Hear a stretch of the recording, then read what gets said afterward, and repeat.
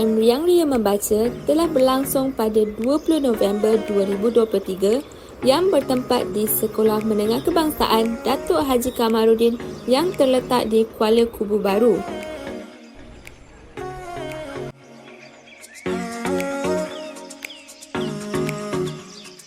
Projek Santun Masyarakat Riang Ria Membaca telah dilaksanakan selama 6 hari, iaitu pada setiap hari Rabu dan hari Khamis bermula pada 22 November sehingga 7 Disember 2023.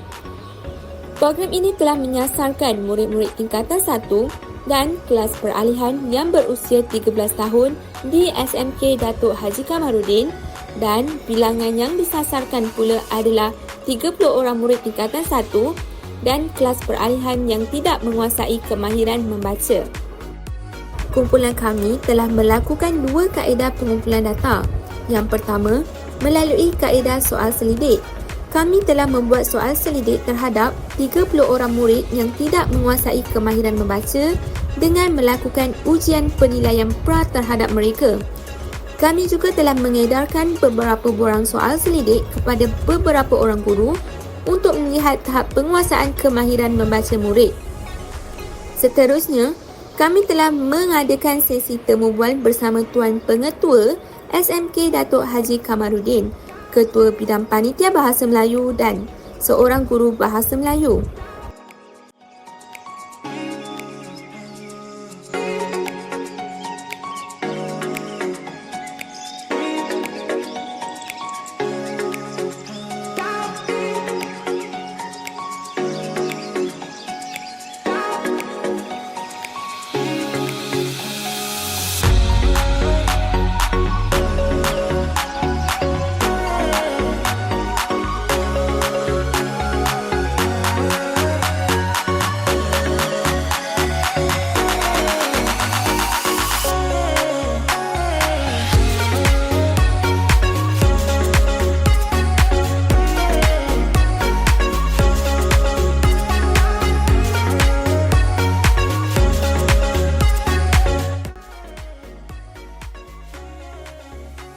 Aktiviti Search Word. Setiap kumpulan akan diberikan 1 lembaran kertas Search Word.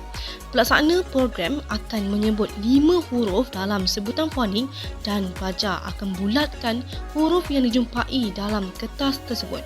Aktiviti ini dapat mengasah kefahaman pelajar dalam mengenal huruf dan mengenal pasti cara sebutan setiap huruf dalam kaedah fonik.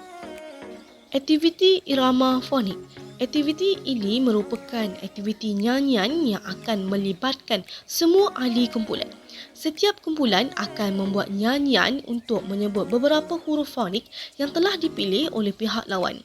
Aktiviti ini akan memperlihatkan kefahaman pelajar mengenai huruf-huruf yang telah dipelajari. Aktiviti bingo fonik merupakan aktiviti yang menguji kemahiran mendengar murid di dalam kelas. Beberapa suku kata akan dieja oleh guru di dalam kelas dan murid perlu menterbalikkan perkataan ataupun suku kata yang telah disebut atau dieja. Aktiviti isi lirik itu, murid akan diberikan sehelai kertas dengan beberapa tempat kosong iaitu lirik lagu. Seterusnya, guru akan memainkan lagu di dalam kelas dan akhirnya murid harus mendengar lirik tersebut dan mengisi tempat kosong yang telah disediakan. Seterusnya, aktiviti puzzle fonik. Dalam aktiviti ini, murid-murid perlu membentuk suatu gambar tumbuhan. Murid-murid akan menerima kepingan-kepingan puzzle dan mereka perlu menyelesaikan kepingan tersebut untuk membentuk suatu gambar tumbuhan. Selepas selesai, wakil kumpulan perlu tampil ke hadapan untuk membaca jenis tumbuhan tersebut dengan menggunakan kaedah fonik. Aktiviti ketujuh ialah Kahoot. Setiap kumpulan mendapat 4 penanda yang berwarna merah, kuning, biru dan hijau. Setiap kumpulan perlu mengangkat penanda mengikut warna jawapan yang dipilih. Aktiviti ini dilakukan untuk menilai kefahaman murid dalam mengenal pasti ejaan yang betul berdasarkan gambar. Aktiviti ke-8 ialah wawasan fonik. Setiap kumpulan mendapat 1 set wawasan fonik. Wakil kumpulan akan memecahkan belon yang mempunyai 4 suku kata. Dengan menggunakan suku kata itu, setiap kumpulan perlu membentuk perkataan yang terdiri daripada nama, tempat, makanan, haiwan dan benda. Aktiviti ini dapat menjana idea murid.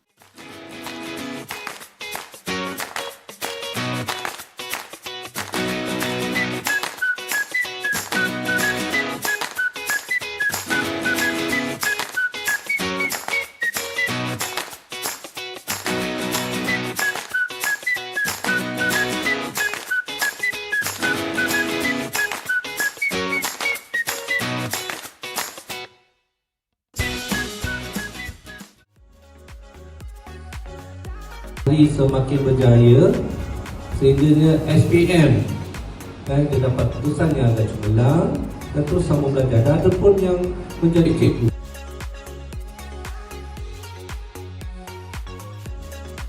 Melalui pelaksanaan program Santun Masyarakat ini, kami telah memperoleh pelbagai impak yang positif.